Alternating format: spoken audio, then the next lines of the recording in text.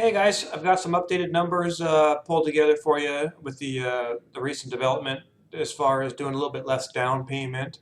Wanted to kind of present what our options are. So you could do a true jumbo. So over that 517, 500 loan limit is a jumbo transaction, and we could do 10% down.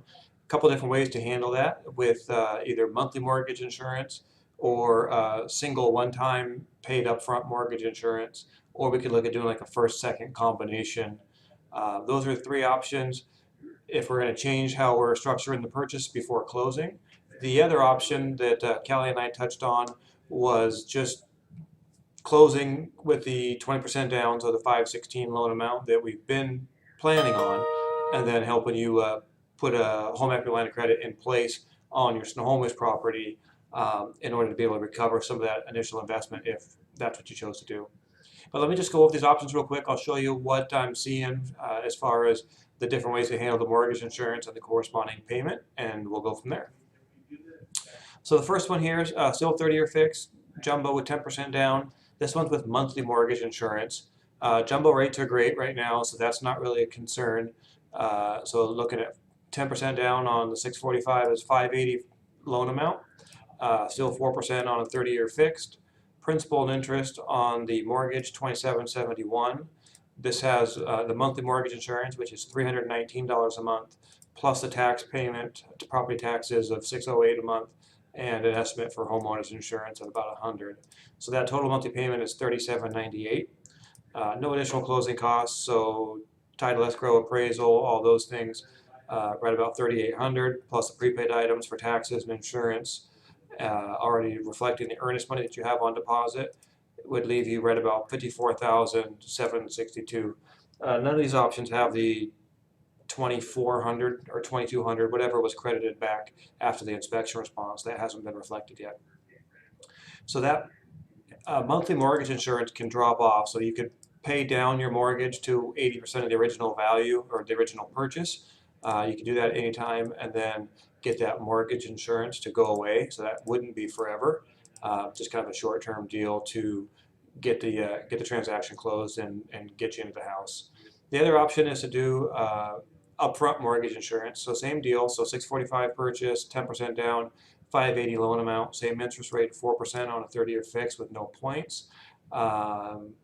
No monthly mortgage insurance, so you're prepaying this upfront in a one-time fee, which is it's a formula, it's 1.75% of the loan amount, so right about $10,000.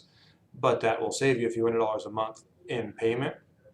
The only caveat with this one is that you can't get that back. So it's paid up one time up front, and then you don't have to worry about it anymore.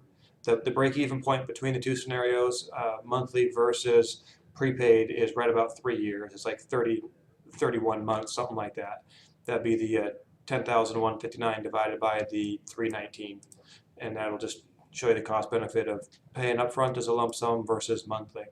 So it just kind of depends on how fast you would be able to pay that mortgage down if you want to go that route, or do the one-time payment upfront and then not have to worry about it again.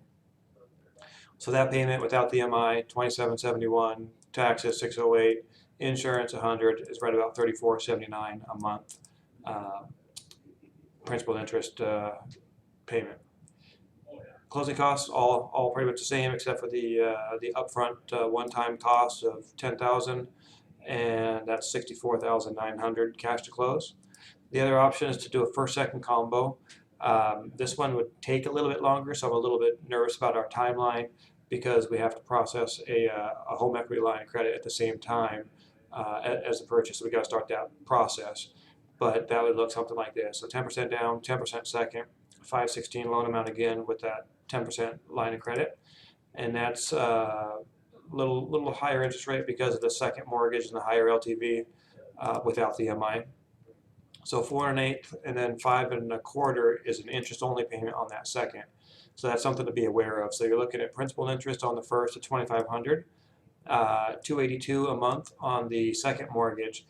Again, that's an interest-only payment, so you're not paying down any principal on that, which means that you're going to have to make some extra payments, some large chunks to get that paid off over time.